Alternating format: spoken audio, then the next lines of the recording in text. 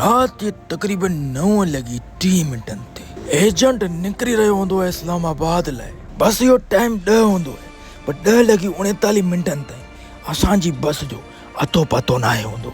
Almost 11 जे लॻभॻि असांजी बस ईंदी आहे। सवार थींदे ई असांखे हिकिड़ो पैकेटड़ो ॾिनो वेंदो आहे। हीअ आहे स्लीपर प्रीमियम बस, जंहिंमें तव्हां लेटाड़ा पाए करे कंहिं बि वॾे सफ़र ते वञी सघो था। जेॾी महिल इहो पैकेटड़ो खोलींदो आहियां त हिन जे अंदरि लेज़ ऐं बिस्किट्स ऐं हिकिड़ो केक ॾिसी करे ख़ुशि थी वेंदो आहे। एतिरी देरि में ज़नाना कंडक्टर असांखे ज़िंगर बर्गर ॾेई वेंदी आहे। दोस्तो, असां सदाईं मैनपुरी ऐं गुटके जा वात भरियल कंडक्टर ॾिठा हुआ। पहिरें दफ़ा जॾहिं मूं ज़नाना कंडक्टर ॾिठी त ॾिसी करे फील थियो त औरतुनि जी वजह सां कंडक्टरनि जी जॉब ख़तरे में आहे। मुंहिंजे मोबाइल जी बैटरी ख़तम थियण जी वजह सां वधीक सफ़र तव्हांखे आउं ॾेखारे कोन सघियुसि। हींअर आउं मौजूदु आहियां मलिका कौसार मरी में, जिते ताक़त वारी थधि आहे।